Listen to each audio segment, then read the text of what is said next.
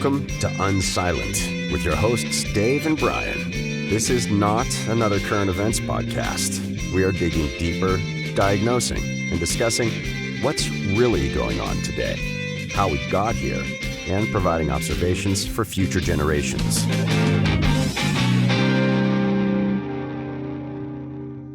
Welcome to Unsilent and welcome to 2026. We're Brian and Dave. We'd love to hear where you think we got it right and where you think we don't know what the heck we're talking about. You can do that by visiting unsilentpodcast.com, going to Rumble, which has our bright and shiny faces there, and also, of course, the very social media channels that drive the world these days, among other things, and aircraft carriers. So, Brian, rather mundane start to the new year, in some ways, maybe. I don't know. Just, states bringing out the National Guard to fight the federal troops and vice versa. And we're just going to, we're going to go snag a guy that, is in charge of another country. I mean, in our defense, we had a $50 million bounty on him. So I guess we saved $50 million. There is that. We saved $50 million.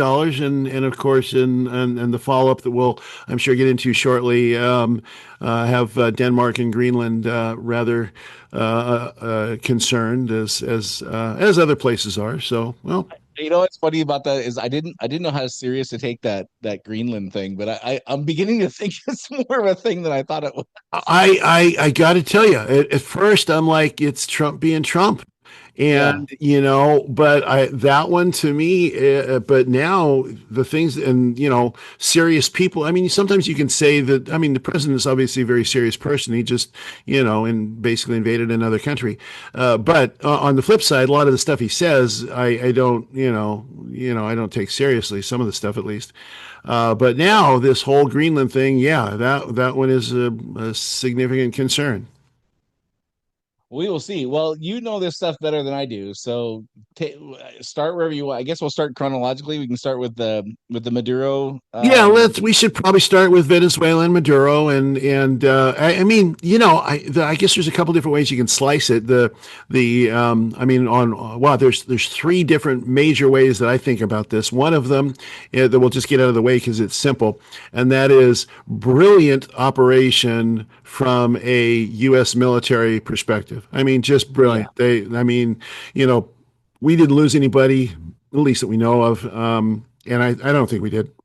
And, it was very telegraphed because we had the biggest aircraft carrier and a fleet and a bunch of places. But apparently they didn't know it was coming because of they didn't know that the snatch was coming because they weren't real. I guess what could they do to prepare for it, right?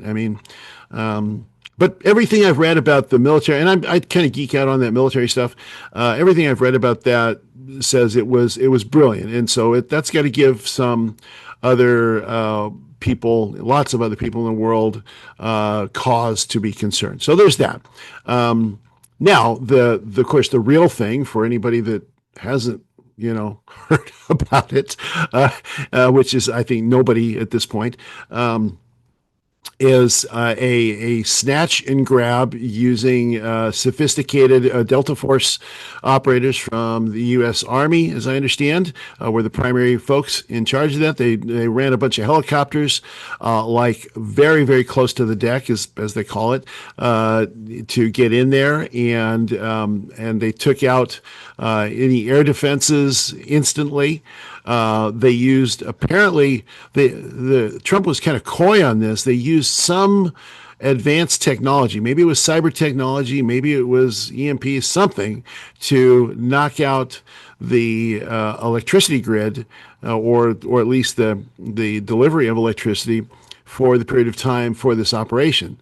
So that's kind of interesting. I think the statement I heard from Trump on that one was fascinating because it was like, the dude wants to tell us, but he can't. He wants to tell us what kind of insanely powerful stuff we've got, but he really can't. It feels like that. If he feels like the kind of, he's a very braggadocious guy, right? Oh yeah. Oh, it's got to kill him to not be able to say some of those things that would really Yeah. make him look, or the government, or whatever, or the military, whatever, look really, especially him, look really good. Yeah. It's got to just eat him up to not be able to do Oh it. yeah, yeah. I mean, he wants to say something like we got Tom Clancy technology. We got Yeah, cyber the warfare. toys we have. Yeah, I mean the stuff because he'd love to. I think he would like to say it, and he would like to say it, and so Yeah, just so you kind of know where he's going. Well, and see that to me, the other thing that I'll just kind of put out there as a headline that makes this a huge operation is kind of what it says about other countries, other powerful countries. So, the amount of investment that China has in Venezuela shall we say now, in Venezuela, yeah, it was like the number one country in Latin America that they'd invested into, the amount yeah. of commitment, the amount of commitment that Russia had, all of that. And just days before, I don't know if you heard about all the stuff that's happening. Just days before she was there, or the Xi government was there, and The talk. day of is what I heard. The Well, morning, the morning well, of. yeah, Yeah. like hours before. Yeah, I think you're right. I think that's true. It was just like hours before, and In fact, when the news hit the next morning, because I didn't know it happened. Like, I think you texted me at yeah, some point. It was you fairly said late in you the hadn't heard morning. about it when I texted you. It was Yeah, like 6 hours later. I was working. I hadn't heard it was. I think it was Saturday that you texted me, yeah, right? yeah. So yeah.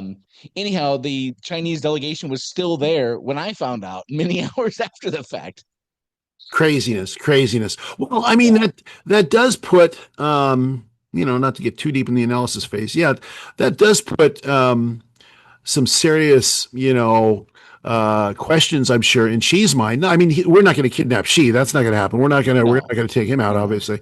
But in terms of their ability to project power and to project, partner with China in Africa, or in particular South America, Latin America, that's got to put a significant dent in their, the way that people perceive them in the world. Not to mention, of Yeah. course, Cuba, Colombia, everybody else. Yeah. Yeah. So, what's your take, Dave? Was it a good move? Was it not a good move? Like, Yeah. it's very complicated. There's a lot of nuance, but ultimately, is it a net positive or net negative? What do you think? Okay. So I've got two answers to that, Brian. I've got two significantly different answers to that. The first answer we've talked about before on the podcast, and I've made the not necessarily prediction, but possibility of the next phase of American life being an American empire. And to me, this and the follow-up things that we've seen since then make that a probability, not a possibility. I think it's better than average odds that history in Kenny G's time will look back and say, oh, well, this was the first operation of Imperial America. Now, people have been saying Imperial America for a long time. They've been talking about, and we have been sort of a de facto hegemony, but we haven't really been an empire per se. I do think that this puts a greater, and I'd be interested to hear what Howe has to say about that, what Neil Howe has to say about that in his prognostications. So I do that. So that's number one. Number two, in terms of strategic justification, yeah, it's a good move. I mean, I think it's a good move because China is and not because of the drug stuff. I think the drug stuff was all plausible, not plausible, a plausible excuse to go do these things. I don't necessarily think that, and I don't think the data supports the idea that we had huge amounts of fentanyl coming in from there that we couldn't just interdict and stop. So, Yeah. drug boats being blown up and such. So but from a China foothold in Latin America scenario, I think it makes all the strategic sense in the world. Now, on the flip side of that, it does further essentially erode the international order, so to speak. But Yeah. On the flip side of that, like you say, it's many layers to this onion. On the flip side of that, that international order is dead. It's been dead a long time. People don't realize it. Yeah, I watched Neil Howe for a couple hours on a podcast yesterday. He's an economist and a demographer, Mm-hmm. and he works for a company called Hedgeye, which is a big Wall Street firm of I don't know all the details, but he's very much in the Wall Street Mm-hmm. world, and that's where his expertise is like that's where his day job is, Right. right? So he does all the writing and stuff as like his hobby, is my understanding. He flat out said in the podcast I watched yesterday, which was released yesterday, so as we're recording it, as we're recording this, he one of the people asked him like the guy, the host of the podcast, lets his viewers like write in questions, and he asked like 3 or 4 questions, and one of the questions the viewers wrote in was what are the institutions that we look at as sacrosanct that you think will not endure the fourth turning, and he specifically called out the UN. Yeah. Well, oh yeah, I think that's yeah. To me, that's yeah. I agree totally. Yeah, The UN is over. I mean, yeah, yeah. I think that if it had any, I think the idea of that, like the Confederate of planets or whatever on Star Trek or yeah. whatever, I think the idea of it, like, Federation of planets. Oh my gosh, Brian. Oh yeah, I mean, it makes sense, but that organization, from my point of view, that organization has been yeah, so corrupted, and yeah, it's just absolutely nonsense. But yeah. what do I know? I don't know anything about that Well, stuff. it's a false premise. The UN is a false premise. It doesn't work with Yeah. human beings involved. No, and you look at like all the people that were all the illegal immigrants that were coming into our country. There was an arm of the UN. I can't remember what the name of it was called. It's got some UNRWA or something like that was the acronym or something like that, where it's this.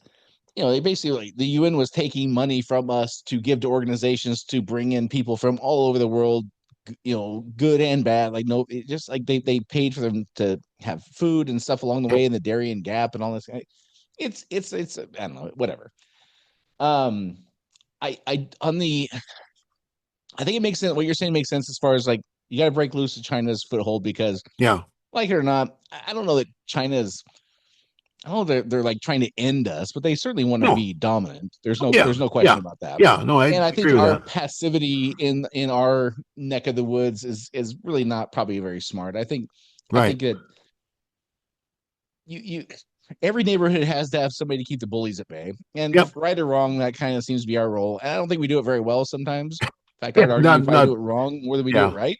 Yep. But there's a lot of factors at play. I don't know. Easy for me to Monday morning quarterback probably, but I think you're right. Like we have to have some kind of order. And if you just let China do what China's going to do, eventually they're just going to come take your stuff. Like Well, that's yeah. just kind of the Yeah. mode, right?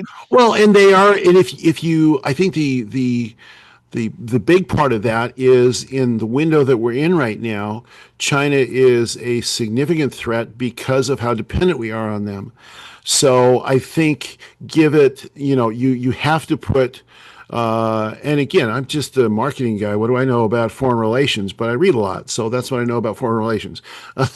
You have to put some kind of fear of God in them that says, that we are not just a passive actor. I think one of the commentaries I heard was about this last year and what Xi's perception of Trump was, and Xi is the big loser in this whole thing Yeah, because when Trump came into office, he came into office with this idea of no foreign entanglements, no foreign wars. We're not going to be doing adventures anymore. And China's like, oh, cool. Well, we can expand our empire. And like you said, they don't want to end us. They don't want to go to war with us. They don't want World War III. That doesn't do them any good.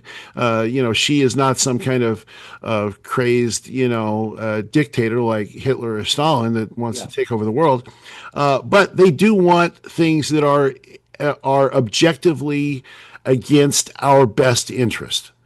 And as a result of that, we need to assert ourselves, and we have over and over and over again, bombing Iran, we've asserted ourselves. And so Xi has to rethink his plan, in my opinion. yeah. And I would also say that China has a reputation of not being straight up with people. They do Yeah. things in a very devious kind of Yes.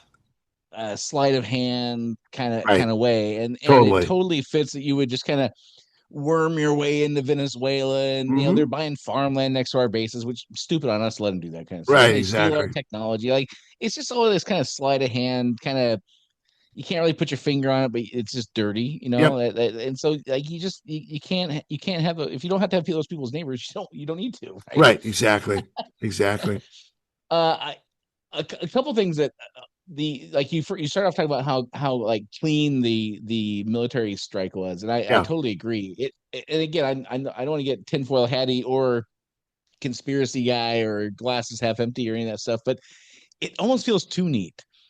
They got to have a Secret Service kind of element there. How is there not one shot fired from a dozen people probably protecting that guy? I don't Well, know. but see, well, let me push back on that a little bit because one of the things growing up, you and I heard about how good the Soviet Union's, technology was, how good Yeah, the KGB was. We heard about all this stuff. When the Soviet Union fell, we learned, like particularly in the 90s with the release of the Verdona files, they were just a crap show. right. They made, their air. We thought they had these sophisticated airplanes. They were basically, the MiGs of that era hardly even stayed in the air. I mean, Yeah, so we have these perceptions, I think, of foreign powers and their ability to do things that I think are based on our own, in some cases. I'm not saying that this is what you're saying, but in some cases based on our own knowledge of our capabilities to some extent or other. And we think that they're more powerful than they are. I think there's exceptions. I think Mossad is an exception. I yeah, think they're insanely powerful and yep, capable. I mean, they've proved that. I think that the Chinese Secret Service is not somebody to be trifled with. I think there's yeah, some, but yeah. I would agree. I think that most of these South American, I don't think their military is, I mean, yeah, they'll beat some farmers from Kansas, but beyond that, I don't know. Yeah. So I don't know. That's my Yeah, perception. certainly that's possible. I guess part of it is I just don't trust the news of any sort really at Well, this I agree with point. you on So, that. Totally, totally agree with that. Yeah. uh, the other thing with Venezuela specifically, I don't know if this has been on your radar or not. Probably not. It's kind of it's what I'm going to talk about is reasonably credible enough for me to like talk about it, but it's not. CNN's never going to talk about this. Fox News is never going to talk about this. It like even like the Taibis of the world. Like I've not heard any of those people talk about this, but there's a very well documented story on X from a reporter. She's like dedicated her last several years to election integrity and that kind Hmm. of stuff, right? Hmm. And the whole thing with the pillow guy, like all that whole and the what was her name, the attorney, when Rudy Giuliani went down, there was a female attorney that was real high profile, and then she was sued by Dominion or something like that. Oh One of yeah, the yeah, yeah. I know who you're talking about. I can't remember her name, but yeah, anyhow, like that whole bucket of stuff, like this reporter has really stayed on that, yeah. trying to figure out like what the hell was happening there. A couple, I don't know, 6 weeks ago or something like that, she put together this whole long thread of like 120, 130 posts, and she didn't tie them together so that we could like take them down or whatever. The story is, and I'm going to brutalize the synopsis, but the story is that her version is the 2020 election was hijacked. It Okay. was the extra votes Biden got in the middle of the night. Like it was, the machines were hijacked. The place where the hijacking happened was Venezuela. Okay. Venezuela is um the hub or the central location for this hijacking of elections, which has happened in numerous countries, Hmm. according to her. And the only reason Trump won in 2024, according to her story, is a Venezuelan guy who was like in the top cabinet or something like that, defected or whatever that happened there.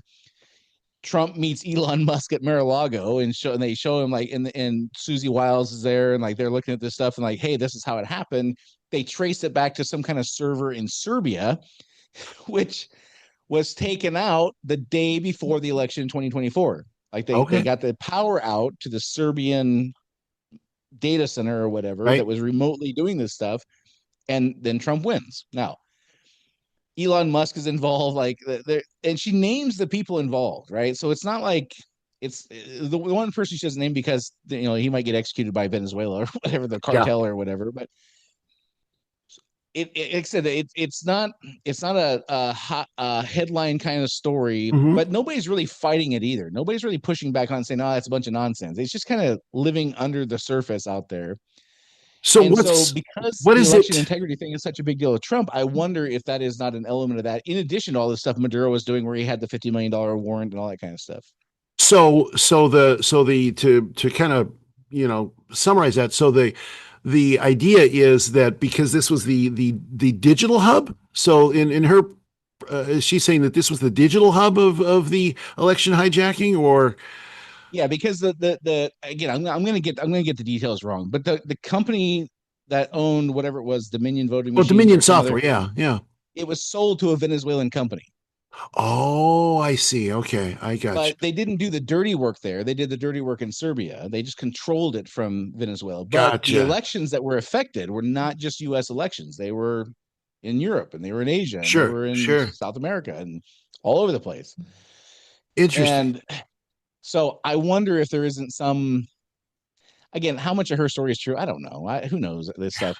I think that enough countries have banned electronic voting machines for Yeah, obvious reasons. It yeah, seems plausible to me, is what I'm saying. And I yeah. know that Trump, forget all the other stuff. I know he cares about the border 100%. Sure. I believe he cares about elections the same way. Now, I don't know that. He Yeah, doesn't talk about. He doesn't say we need to fix the border in elections. He's never done that. But he's in kind of a prickly spot. He can't go too hard on elections because it's going to sound like he's just being a whiner for not winning the election in 2020. right, So he's right. kind of got to be careful there. But I don't know. It's that before the midterms, like the timing. I bet there's an election every 2 years, so it'd always be right before an elections. I don't know if that makes any sense, but Well, no, I mean, I I can see that. I can see that. Well, obviously, the one thing I think you can say about Trump that's indisputable is if he feels slighted by you, then he is going to well, he's somehow, gonna have to. Yeah, some way come out. It doesn't matter if it's, I don't know. It doesn't, maybe when he gets in his 80s, he won't do this so much anymore. But, yeah. even if it's something or somebody that can't hurt you in the future, there's been plenty of people that he's, squished that, couldn't hurt him again if they tried. So, no, that I think that is plausible. I think that is But plausible. even there's other similar stories here in Arizona, like Maricopa County. We Yeah. we have very open questions about the 2020 Sure. elections. Our Yeah. governor currently was the Secretary of State that certified the election, that had all kinds of shenanigans that were like filmed, and like we still there's states and counties like Georgia has recently been discovered, like that those 11,000 votes was talking to the guy on the phone about that time where he was almost indicted for election interference. Right. Turns out there was something behind that. We don't really know all the details, but Yeah. it wasn't Yeah. he wasn't crazy. Like there was some Sure. shenanigans going on there, Sure. right? And for Kenny G, the guy in the future, by his time, this will all be clear, or it'll either be cleared up that this Oh, was a man. legit thing or it was all nonsense. And either one's fine, because if it's all nonsense, he will hear us talk about it and hear me talk about it in a sense like there's this crazy conspiracy stuff going on behind the scenes, and that I think that represents the mood that we're in. Like that Sure. nobody's really sure what the hell's happening. Yeah. There's nefarious things happening under every rock, it feels like, right? And Yeah. if it turns out it's true, Kenny G will hear that like nobody's talking about this, and if it is a thing, it's so far under the current, like it's not even on people's radar for the most part, except for this one lady who gets Mike Ben's attention once in a while, or gets Elon Musk's attention once in a while, or whatever. But either way is fine. It's just, to me, I think there might be something with that Sure. as part of this. Why do this thing that Maduro's been on the radar for 10 years or whatever it's Yeah. been now? Why now? Yeah. Right? I think that's plausible, and I do think that's plausible for all of those reasons, and yes, why Maduro now? But I do think that I'll throw one other sort of black hat thing in there, and that is you said that Kenny G will know by now. Well, maybe Kenny G will know Maybe by we don't then. know about I Kenny mean, yet. Yeah, the surest way in 2025 to get a bestseller book is to write a book on the Kennedy assassination. So I'm kidding. I don't know. I mean, maybe this is just a Yeah. feature of the technological age. Okay, so anyhow, we go in, we get Maduro. What was his warrant for? Was it drug trafficking? Was something like that, or He was it? had he had a number of them, but the big one, yes, was drug trafficking. Okay, I think they got him on like eight or something, but the big one was yeah, drug yeah, trafficking. yeah. Okay, so the drug trafficking is a big deal, and we've Biden put a $25 million reward on him, and then Trump made it 50 million. But then all of a sudden one day we just decided to go get him. That's Yeah, where I think that election thing might have something, but sure. forget that. If we then go seize a oil tanker, Yes. right? Yeah. And then we seize a second oil tanker that was being escorted by, was it Russia or China? I don't Well, remember. now, at least as of this morning, now I could be out of the loop on this because I've been, at work today. But at least as of this morning, I didn't think there was an oil tanker that was headed for Russia. They painted a Russian flag on the side. Right. Okay. Yeah. Yeah. Russia sent some submarines and some other escort vehicles. Has that been seized now? I'm not sure the details, but Okay, what I'm getting at we're is tracking it. we're pissing Russia off directly now. So Totally, so totally. whether it's one tanker or two, or the story I heard was that their ships were coming and we got the tanker out of there before they got there, essentially, or Yeah, something like that, right? yeah, But now they're pissed, and like there's some general in Russia's like, well, if they're going to take our stuff, like we had no choice but to retaliate with missiles or whatever, yeah, So we're different. If any of that stuff is true, we're directly provoking them, and China's pissed, as you said, because they had all those investments in Venezuela. yeah. And then I go back to like the thing we talked about a few weeks ago, where there's again another Wall Street guy, but he's in that Neil Howe where he does Wall Street stuff, but he does it off social economic stuff, not data points of what the S&P percentages are, and like Right, he right. looks Yeah. like macro social economic things Yeah. Macroeconomics. Yeah. to make his money. He has a thesis. His name's Jim Carson. If I'm getting his thesis right, basically we've made a deal with Russia. You can have Ukraine, China, you can have Taiwan. We're taking the Western Hemisphere, Yeah. and our imperialistic desires or whatever won't leave our hemisphere, and we're not gonna really mess with them. Like, you guys do your thing over there. You can have the North China or Yeah. Russia. You can have the South China, and we're gonna have over here. And you stay out of our neighborhood, and we'll stay out of yours, kind of a thing. What do you think? Do you think there's anything to that? Absolutely, there's something to that. I mean, because now whether it plays out that way or not, it's another question. But yeah, I mean, you've heard that now that's called sphere of influence. The whole idea of sphere of influences of major powers supplanting the international order. So, and the idea is there that to take it just another step further, that why is Trump cozying up to dictators? Why has he been so soft on Putin? Why has he said nice things to Xi over and over? Well, and some people are like, well, because Trump likes dictators because he's a dictator. Well, that's a simplistic and stupid way to think. Yeah, But what the idea is that his Donroe, you've heard they call it now the Donroe Doctrine, as I the did hear Monroe about that. Yeah, Doctrine from President Monroe was that, hey, this is our sphere of influence, and we're going to dominate here, and what you guys do over there, we don't really care. So the this when was this Monroe president? I guess it was early 1800s, wasn't that it? was yeah, I think that was, and I don't know off the top of my head. I'd have to look that up. You, But you keep going. so yeah, look I'm it gonna up and search see. that. I'd be interested. So the notion there is that the Donroe Doctrine, and they try to fit in. We just released the national security strategy document, et cetera, of the whole assessment and the overall. What does Trump think about these things? And he's the one who's calling it the Donroe Doctrine. Of course he It's, is, yeah, I because mean, yeah. Trump road didn't rhyme. Yeah. Yeah, and it's got to have that Trump font on it, and the whole thing. Just at least he's entertaining, right?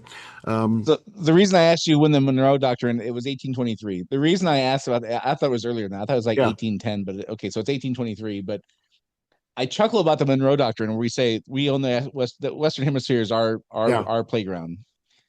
This is less than 50 years after the Revolutionary War. We said we don't want to be. under the thumb of tyrants. Yeah, yeah. And let's see now, how does that overlay on the turning? So that would have been, so that's 50 years. So we're literally at the beginning of the fourth turning at that time.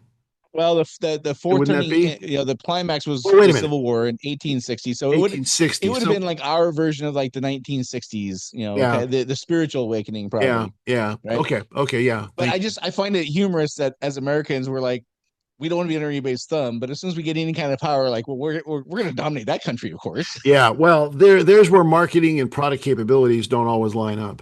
So that's what we have there. Yes. Yeah, I just it cracked. Our society cracks me up sometimes, and that's one of the ways. But I don't think I think, well, that's what Trump might want, and if certainly that's certainly what she wants. She wants Yeah, the Middle Kingdom, as they call China, to be yeah, the dominant force in that part of the world, and to have a significant play in the rest of the world. But I don't think our technological age, AI, the internet, will allow that kind of, just because that's strictly geographic, right? I mean, it's strictly a yeah. geographic way of looking at the world. And while I think maybe these leaders might want that, I'm not sure that that's going to be realistically achievable. And so then you end up in a very challenging situation, geostrategically. Well, I think it gets really challenging with China. Let's just say, for the sake of this conversation, that Trump has made some kind of backroom agreement where, okay, China, you're going to take Taiwan. I think I mentioned to you a month or so ago that Jim Carson guy said that Hmm. his information was that China was going to go after Taiwan in November of this year, but they made an arrangement to wait till late next year, 2026, I should say now, late this year, for a couple of reasons, and basically that gave Trump time to go do this thing in Venezuela. So okay, fine. Let's assume that that's all true, even though we have no idea. I don't think Taiwan's going to be the issue for China. I think Japan's going to be the issue for China, because Japan's not going to. Japan does have capabilities, and Yeah. they've been at war with each other for thousands of years. They're not going to just roll over now, Right. right? Right. Right. I mean, you go back to pre-World War II, Japan was like picking on China, like that Oh they yeah. became the tyrant by like China was their redheaded stepchild, and I Yeah. don't get the impression China's forgotten about that, and No. neither country is doing exceptionally well on either population growth or GDP or whatever metrics you might look at. They're both kind of suffering, Yeah. and when that happens, that's when countries go to war. Right. So if Trump has ceded Taiwan, okay, fine, but where does that leave Japan? I don't think we're going to leave Japan hanging, but we're also Right. making this commitment to stay out of their neck of the woods. So I think it's going to be kind of a precarious spot there. Oh, totally. Well, and I think you have to then also fold in a number of other countries in Southeast Asia. You have to fold in the Philippines. I mean, you got 110 million Yep. people there, and they're always back and forth. I mean, even the Vietnamese, who's a fellow communist country, they've got their issues. They go there. So I could fully see this notion, and it might play into Trump or it might not. I don't know.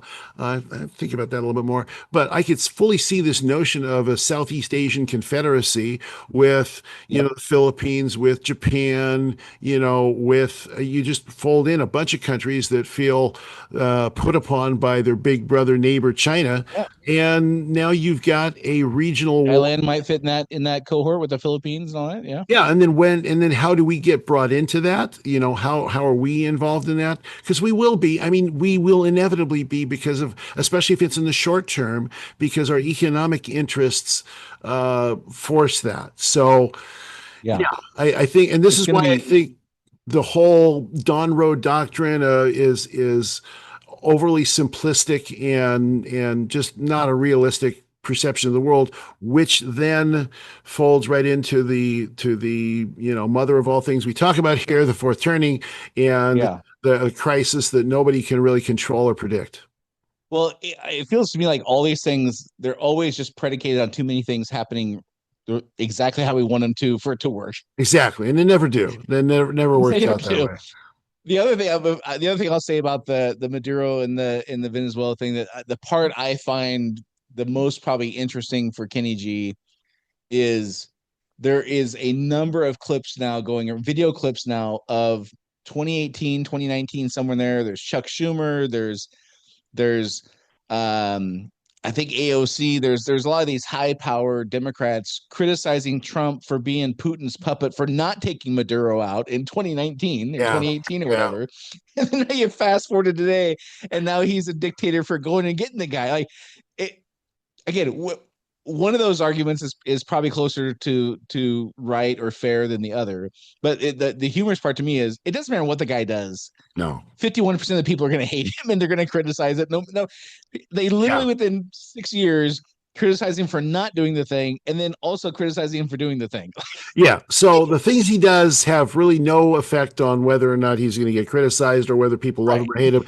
They hate him. Now, what's he done that we can hate along with the fact that we hate him? So it's just sort of inevitable, right? Yeah. Which does remind me of which again, I don't know that much, but what I know about Abraham Lincoln is he was in the same situation. What I know about um, Roosevelt during the Great Depression, he was in the same boat. Like, Sure. no matter what those guys did, George Washington, no matter what they did, they were criticized. Yeah. And so he does fit that model of those people we look back after the fact and go, wow, those guys were really good. I'm not saying he's that guy, but so far Right. all the fourth turning-esque elements line up. Yeah. It's hard for me to even say the words like comparing Donald Trump to Abraham Lincoln, Yeah. but the same things happened to Lincoln are happening to Trump, and it's really interesting. Well, and that points out the fact that these players, if you will, so Trump's a player in history. So there's what we see. We're in history right now. We're in the middle of the churn of history right now.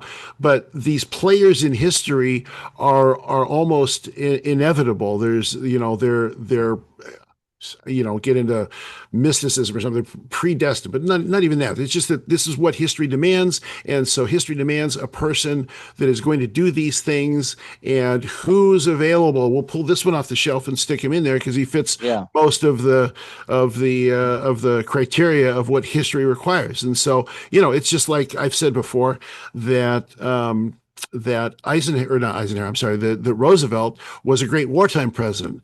He fit what we needed to prosecute World War II, even though a lot of what he did prior to World War II facilitated it, even though, his treatment of the economy and his sort of socialist, his overtly socialist tendency, overt communist socialist thoughts, on the economy and on the country were things that I completely, oppose. But he was the one that history pulled off the shelf and stuck in this role because he fit. Same thing with Trump. Same thing with Lincoln. I mean, Lincoln was a guy that probably would have been on antidepressants if he was in the 21st century. But he was great for what he needed to do, and he did that thing. And also, one of the things, again, watching that video last night with Neil Howe on there, one of the things he pointed out, I hadn't really consciously connect the dots on, but makes perfect sense. One of the things he said was the old order is ending and a new order will begin. But in the middle, there's this gap where nothing's working. Yeah. And the idea that you have to, you somehow can or should play by the rules is ludicrous because neither system is working at that point. Yeah. Yeah. So we look at things like suspending habeas corpus during the Civil War. How could he do that? Well, how could he not do that? Like, he had no choice because the old order wasn't working and the new order hadn't taken foot yet. So you're in this no man's land where the only way to get stuff done is just like say, I'm going to make this happen and we'll worry about the courts and bullshit later. Yeah, exactly. Because by the time that anybody ever gets around to prosecuting that whole system is gone anyway. So it doesn't matter. It's irrelevant. And you don't always have the luxury of time to like sit back for 2.5 years for the courts to figure it out. Right. And see, that's where most of our media ends up arguing about things that are already over and done with. I mean, so, I listen to lots of different, sort of camps, if you will. And that one of the camps that I listen to, I mentioned it before, is The Economist. They're an old paper. They're left of center. I find a lot of their stuff very, very, good reporting. They've got, but at the end of the day, they're defending an order that's already done. It's already over. It's gone. And even if you're saying, well, this is happening and this is happening, and if only we could get back to normal, there is no, and I have to remind myself of this just on a personal level on a regular basis. There is no normal that we're going to get back to. There is a new normal, and that's where we started talking about empires and things in the beginning.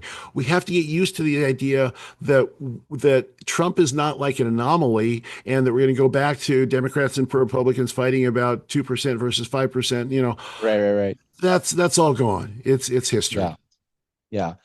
Okay, so then we have major upheaval on the international front, and then perhaps bigger as of today, upheaval in the domestic front, like states versus the federal government now. I Well, mean, and holy as I smokes. mentioned, you'll have to take the lead on that one because I've been completely occupied with other things today. So, All right, so today in Minneapolis, there was a protest of ICE, mhm, and there was a protester who was doing what they've been doing, which is standing in the road like blocking vehicles, and mhm.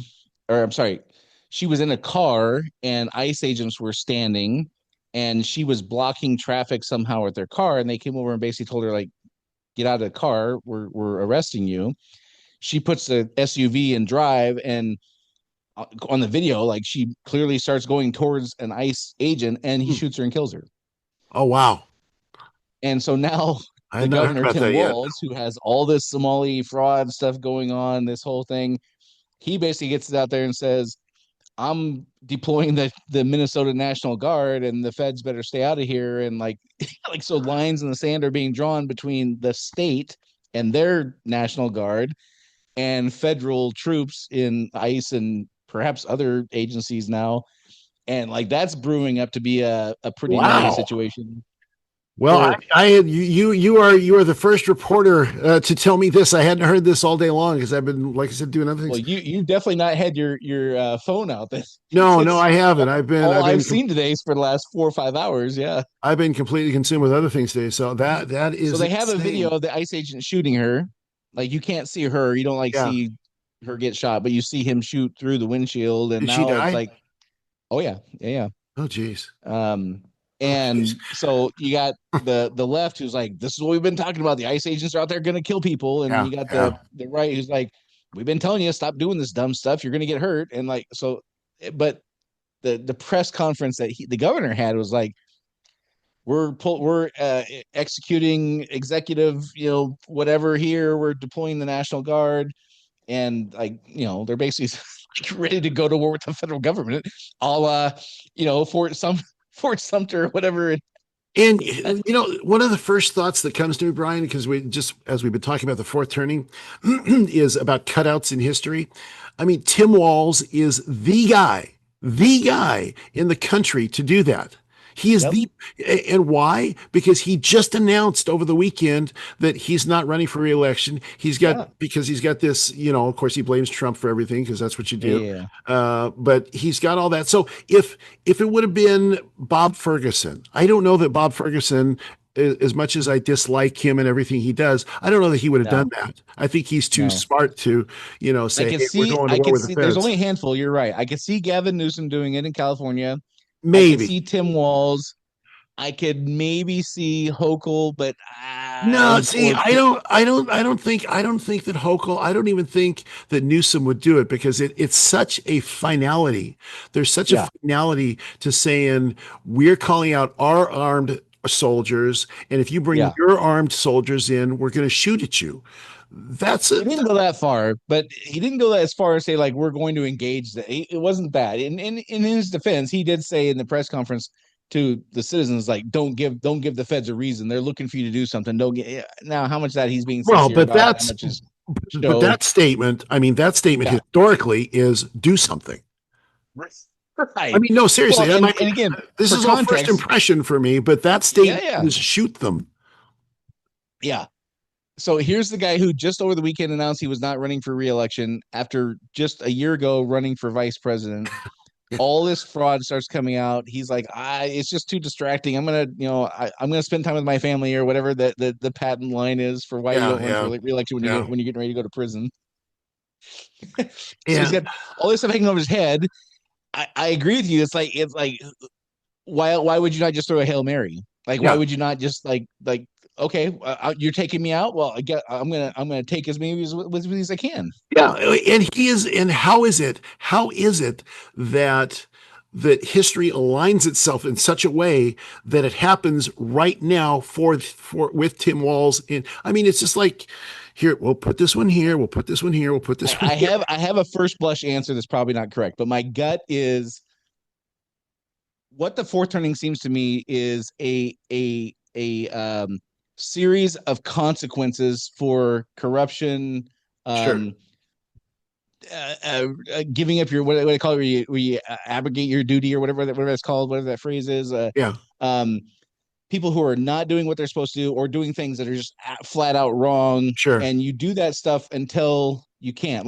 Yeah. Like the guy who's cheating on his wife for 18 months, and then when he knows she's gonna find out, like he does something, like he goes on a bender and like leaves for the weekend. Like you do this wild, crazy Right. stuff when your back's against the wall. Yeah. It kind of feels like that to me, like these series of misjudgments, bad decisions, corruption, fraud, uh, abdicating your responsibility, all that stuff. Like when it comes to a head, people just do these wild, crazy things, and Crazy those things. sometimes are Yeah. the spark. Yep. Well, there's no doubt about that. The thing that I completely agree with that. I think the thing that's fascinating to me, and I got to think about this one some more, is the fact that, it could have happened in a number of other places, right? The same scenario could have played out in a number of other places, but without the same outcome as it would happen with Tim Walz. So now, I mean, I guess we'll be able to your trusted correspondents, people of the president of the future, will be back with you next week to tell you about how that all plays out. But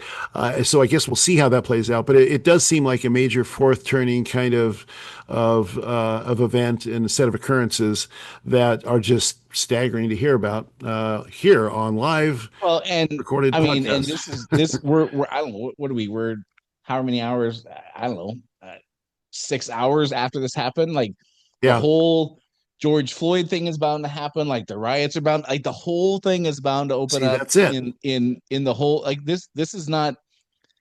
This is just the beginning. Like Yeah. this is just the first domino. Like there's Right. many more to come. Well, and that's why my first comment, my first thought was when you said that Wall says don't do anything. He's basically saying do something because it's the only lifeline he's got to, keep his political career alive.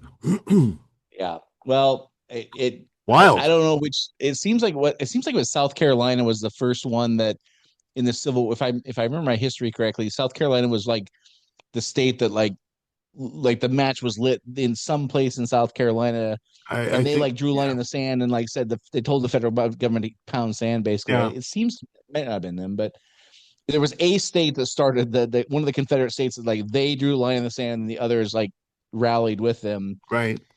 Who knows if it's going to be this or not? But it you and I have been talking for a while. It could be some kind of uh federal versus states kind of a thing. It Mhm. could be some kind of outside intervention. Like it, Yeah.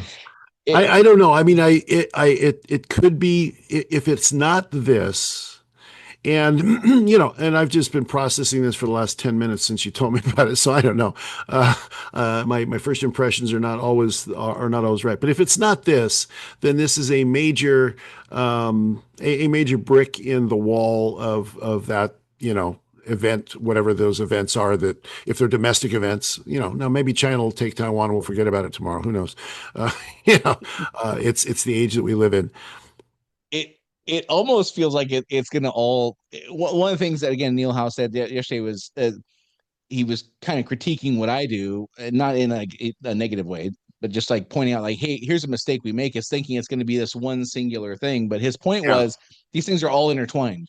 sure. Like the not that Minnesota and Taiwan are intertwined, but the whole system is intertwined at levels we are not even really aware of. And when Right. one Jenga block is pulled, the whole thing comes down. Yeah. And it's not like it comes down in silos. Like the whole thing comes down because and everything's so interconnected.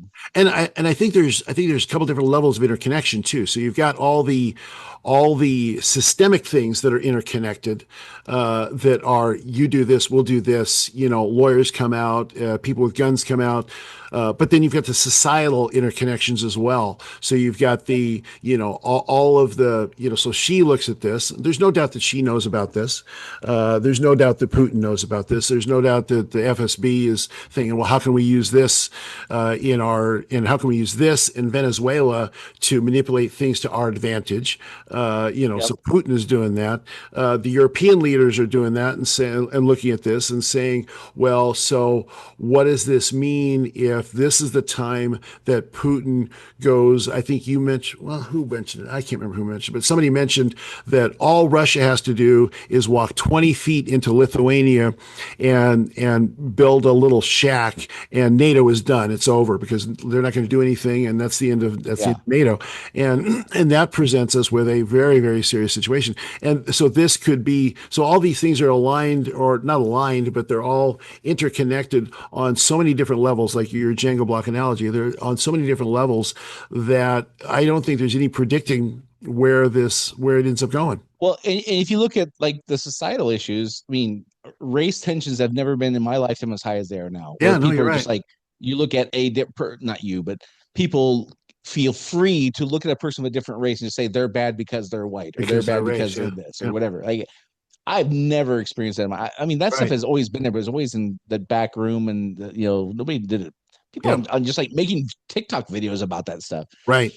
Then you've got the economic situation for most people. More people are paycheck to paycheck than ever historically. Like credit card debt's an all-time high, mortgages are being defaulted, and Yep. cars, whatever, it's the highest since the GFC. Well, it's you get one little hiccup in the economy because of something with Venezuela or China or Minnesota or whatever, and the economy starts tanking, and more people get laid off, and now they don't have, they can't pay Yeah. their bills, and they get desperate, and then you got the rich people who are, if the stock market tanks 20%, they're pissed because they just lost their nest egg they've worked 50 Yeah. years to build or whatever. Like, so the economic stuff, the societal stuff, like we're not a unified bunch by any No. stretch. Like, No. there's so many different areas where we're at each other, whether it's race or economics or education, or there's so many different levels of conflict there, that it is all interconnected. And again, everything has to be perfect. Like, there can't be any hiccup anywhere for this system to keep chugging along. Right. And as soon as there's one flat tire on the semi, like, we're done. Well, and that goes back to my original statement at the beginning today about an American empire. Because so now, for those who are listening who are Trump, aficionados and super fans, my next analogy is not designed to offend you, but at the beginning of the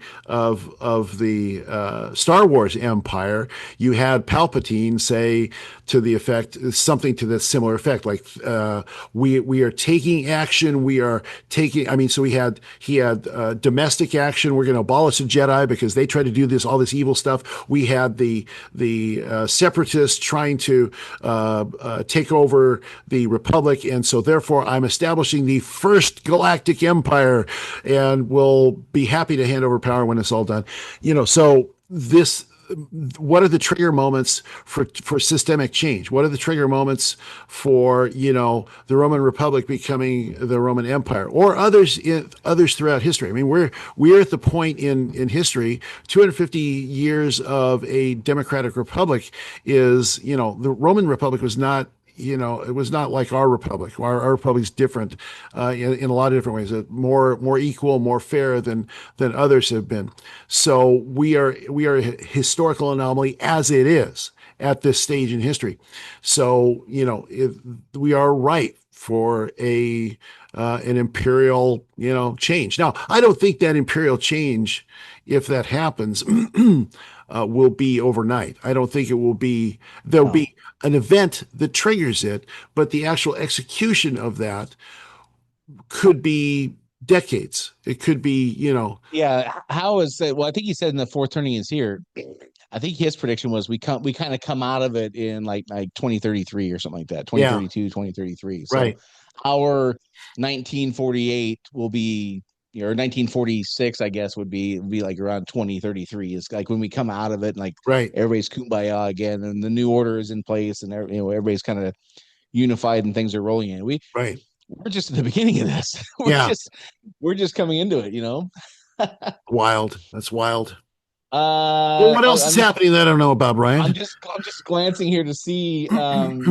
Here's Tim Walz. I have a very simple message. We do not need any further help from the federal government. I like that message. Can I apply that to the taxation situation? I saw somebody saying that Trump ought to preemptively pardon everybody for not paying their taxes in 2026 because all the money is going to people running daycare centers with no kids, and I support that. I'll sign up for that one. Sure, why not? All right. Well, you need to jump on the interwebs and see what's going on. I got to see what's happening in the world before it comes knocking at my door. I would have given you a little warning, a heads up before we started. Well, it is a fourth turning. There's going to be things that are happening, while we're trying to live our lives and get some Starbucks that who knows about, right? Yeah. Fun times. Well, as Dave said in the beginning, for those listening in current times, we're trying to explain to the future generations what it's like to live through this moment in time, as they undoubtedly will look back and wonder what the hell is wrong with us. If you think there's something we said that was especially right or wrong, we'd love to get your feedback. You can do that at unsilentpodcast.com, or Rumble has a great comment section. And until next week, this is Dave and Brian signing off. See you next week, I hope. Do you want to be unsilent? Make your voice heard on our social media channels and share where you think we got it right or wrong. Go to unsilentpodcast.com for social links so you can join the discussion.